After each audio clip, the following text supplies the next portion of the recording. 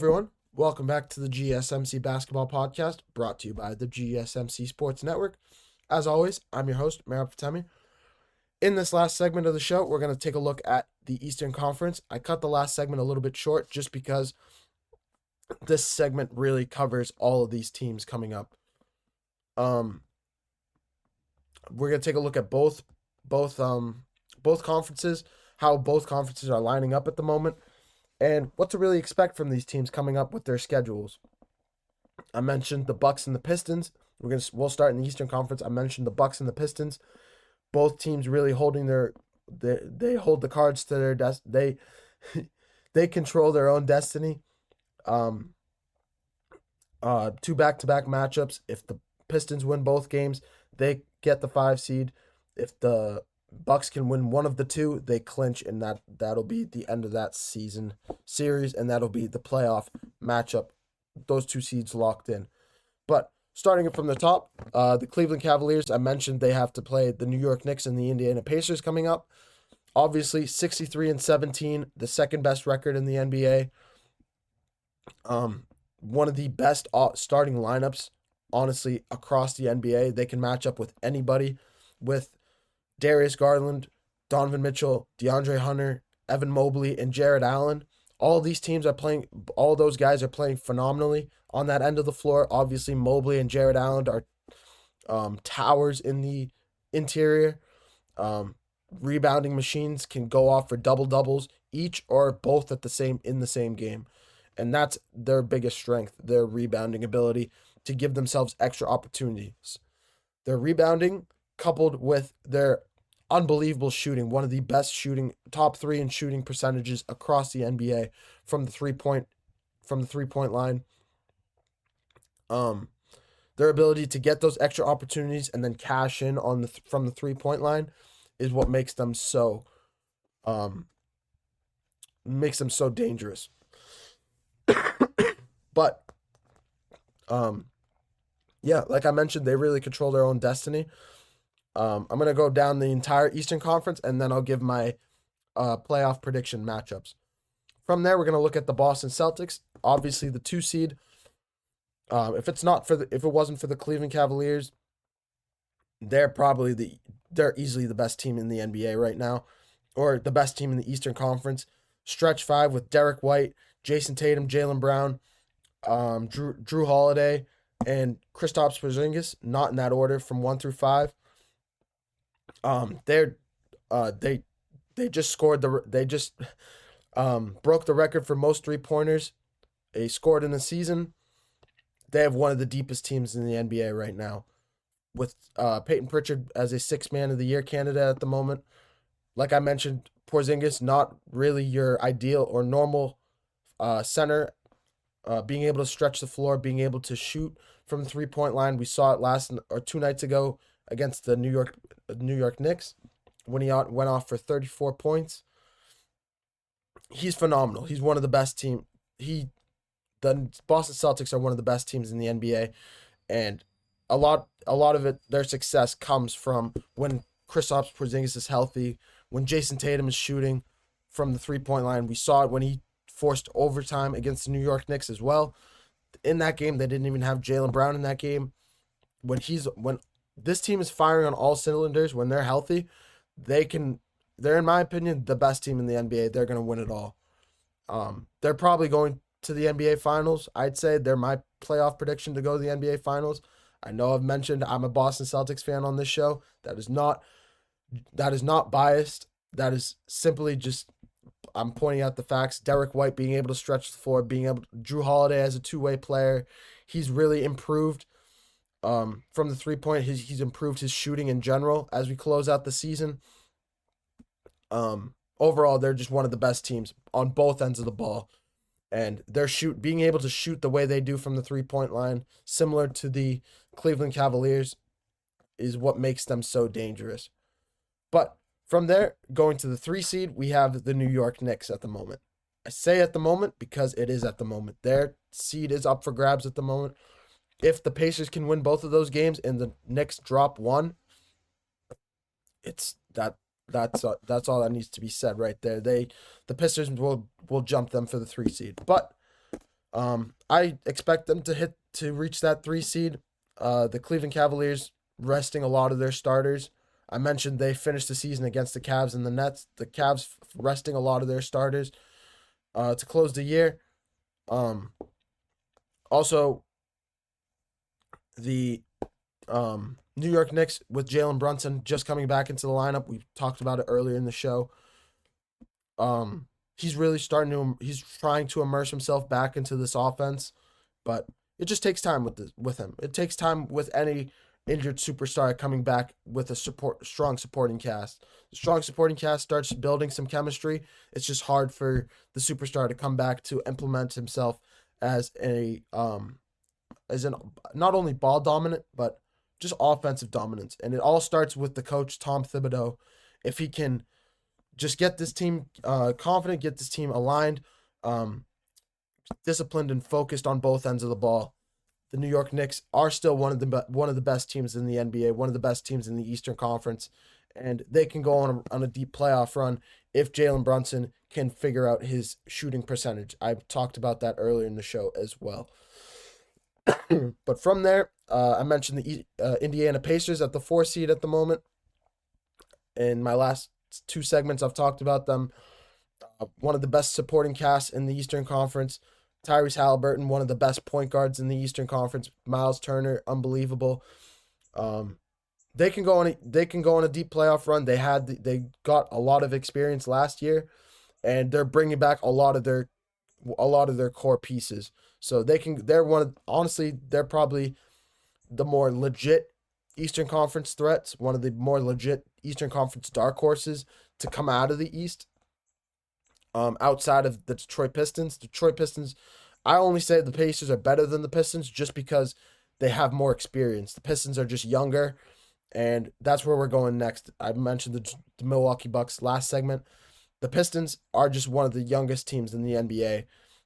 Cade Cunningham is continuing to figure it out from emerging as an offensive threat.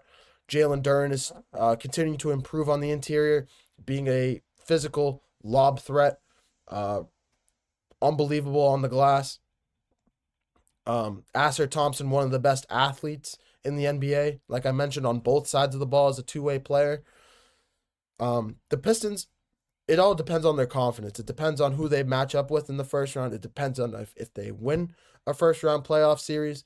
I'd say if they win a first-round playoff series, they really can go as far as they want. They just taking it one game at a time, one series at a time. Each game just growing their confidence. So they hold all the cards to that. And from there, going into the play-in tournament, there's not much to talk about here. The Orlando Magic and Atlanta Hawks. I almost said Falcons. In my opinion, those are the 2 teams that are going to come out of the play-in tournament. Orlando Magic, obviously, with Paolo Banchero, with Franz Wagner. They're still very good. They're 8-2 in their last 10, quietly ripping 4 games in a row. They're still a great team. I think they're going to match up with the Boston Celtics in the first round. And yeah, that's exactly where I'm going with this. My playoff predictions with the Eastern Conference are Cleveland Cavaliers versus Hawks in the first round. Celtics, Magic, Knicks, Pistons, and Pacers and Bucks. That's the full slate from 1 through 8. And yeah, that's Eastern Conference. Let's get more to the exciting stuff, though. Let's get to the more interesting side of the NBA standings with the Western Conference specifically. The Western Conference being, obviously, I've said it before on this show, this is one of the best Western Conferences I've personally ever seen in my time watching the NBA. One of the deepest Western Conferences. Anthony Manzano was talking about it earlier. Do you feel the West is a lot deeper, even in the plan where teams are 10 games above 500 compared to the East where it's more top-heavy? Yes, absolutely. With how deep, the fact that there's a team in 47-33 that's in the play-in tournament at the moment in the Minnesota Timberwolves is all you need to know. That team in the Minnesota Timberwolves would stack up as the number 5 seed in the Eastern Conference. It's that simple. That's how good the Western Conference is. That's how dominant. That's how lethal each team is in terms of depth, in terms of top heavy, in terms of how good their backcourts are. Just going down the list, starting with the Oklahoma City Thunder, you have Shai Gilgeous-Alexander, the MVP candidate, arguably the unanimous MVP candidate, with Jalen Williams, with Chet Holmgren, exceptionally well coached. From there, in the Houston Rockets, you have Jalen Green with Amen Thompson, exceptionally well coached, with Ime Udoka, who brought the Boston Celtics to the NBA Finals in his first season with the team. You have the Houston Rockets, one of the all-around offense. They're very similar to the Detroit Pistons, a little bit more talented. Alperen Sengun, they have more veterans, I'd say. Dylan Brooks, Alperen Sengun is growing as a center. Fred VanVleet's obviously an NBA champion. Amen Thompson, I mentioned, is one of the best two-way players in the NBA, one of the best defenders, can guard the 1 through 5. Defensive Player of the Year candidate. Jalen Green emerging as a number 1 scorer, similar to Cade Cunningham. They're very similar to the Detroit Pistons, very similar. I just think Ime Udoka is the biggest reason why they're better. With his experience, with his scheming in general, with their defense, I think the Houston Rockets are the 2 seed, and they should not be taken lightly by any stretch of the imagination. From there, Los Angeles Lakers speak for themselves with a big 3 with Luka Doncic, LeBron James, and Austin Reeves. From there, that's a 3 seed. From to 4 through 8 at the moment. I'm just gonna say at the moment, just because it's not set in stone. Denver Nuggets with Jamal Murray and Nikola Jokic. Clippers with James Harden and Kawhi Leonard. Memphis Grizzlies with Ja Morant and Jaren Jackson Jr. Golden State Warriors with Jimmy Butler and Steph Curry. Do you see where I'm going with this?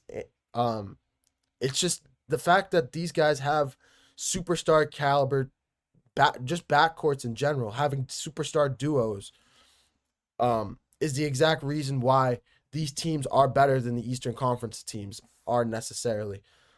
They just stack up better. They're just more talented. They're more top heavy. They're, in terms of team, they're deeper sometimes with the Golden State Warriors, with the not the Clippers, with the Oklahoma City Thunder, with the Houston Rockets. They're just deeper teams. They're better teams in general, I'd say. But I'm just gonna run down my list with my Western Conference standings picks, with how I think everything is gonna shake up. I think the Thunder, well, obviously the top 3 are set in stone with the Thunder, the Rockets, and the LA Clippers. But from 4 through 8 specifically, I think it's gonna go Clippers at the 4 seed. Shocking enough, Clippers with Kawhi Leonard and James Harden, who have been playing phenomenally all year long. Kawhi Leonard, when he's healthy, is probably arguably a top 10 player in the NBA right now. James Harden's been playing all year long with Ty Lue. Ty Lue, similar to Ime Udoka, similar to JB Bickerstaff, exceptionally scheming these guys up to succeed. And that's what we're seeing with James Harden. I mentioned it on the show a couple days ago. A lot of the success that James Harden is having right now can be tied back to Ty Lue and how Ty Lue is scheming these guys up. So, that's just how I'm attributing that. And from there, we're gonna, I think that the Clippers are gonna reach the 4. The Timberwolves with the 5 seed, no questions there. I'd say Anthony Edwards and Julius Randle are playing phenomenally. They have the easiest strength of schedule coming up with their last 2 games against the Utah Jazz and the Brooklyn Nets. I think they're gonna win these last 2 games, and they have the easiest schedule of these last 2. They don't face anybody in the Western Conference in the playoff picture. So they're gonna get the 5 seed. From there, I think it's gonna be the Golden State Warriors at the 6 with Steph Curry and Jimmy Butler. I think that loss to the San Antonio Spurs 2 nights ago, when Harrison Barnes hit the game winner, is going to be the deciding factor as to why they don't end up as the 4 seed. If they had gotten that win, I think they clinched that 4 or 5 spot. And the Golden State Warriors are arguably one of the best teams in the NBA when healthy. 21-5 with Steph Curry and Jimmy Butler on the floor together. That's really all that needs to be said there. One last thing about the Warriors. I want to call him my buddy. He's not my buddy. One of my favorite players right now that's bursting on the scene over the last month or so, Brandon Pajimski, I think is going to be crucial in this team's success down the stretch. So the Warriors at the 6th spot. I think the Nuggets will get the 7th spot. I think they'll end up as the 7th seed playing team, but I think they win the 7-8 matchup, and in the end up facing the Houston Rockets in the first round. And then in the 8th seed, like I mentioned, I think it's going to be the Memphis Grizzlies, and they'll probably lose that first 7 and 8 matchup, but they'll end up winning the 9 and 10 between the Sacramento Kings and Dallas Mavericks. Grizzlies end up playing the Dallas Mavericks in the final game of the season, so that if that ends up being a play-in tournament preview, that's going to be interesting. We'll cover all of that come Monday when this all shakes out and when the final standings are locked in. But with all those standings, my final predictions are Timberwolves Grizzlies in the first round matchups. Timberwolves Grizzlies for the 1-8. Rockets and Nuggets at the number 2 seed for 2-7. Lakers and Warriors for 3-6, and then Clippers and Timberwolves for 4 and 5. That's my playoff predictions. Nothing's set in stone right now. We're just going to take some time to figure everything out. Obviously, this is the final weekend of the NBA, and on Monday I'll have a better idea of how everything's going to stack up. Thank you guys for watching. It was another unbelievable show again. Overall, this is the state of the NBA right now. It's just a wild conference on both sides. It's going to be a wild playoffs in general, but both teams can really, both conferences are going to be up at stake. It's going to be an unbelievable game on both sides. But thank you guys for watching. I really appreciate all. Thank you guys. I want to remind you guys to like and follow the show for more GSMC Sports Network content. As always, please remember to leave a positive review. It really does make a difference at the end of the day. Seriously, it really helps us figure out what you guys like to hear, what we can improve upon in general. You guys are a big factor in the show and how we run the show. But thank you guys for watching. I hope you guys have a wonderful rest of your day. Thank you so much. Bye.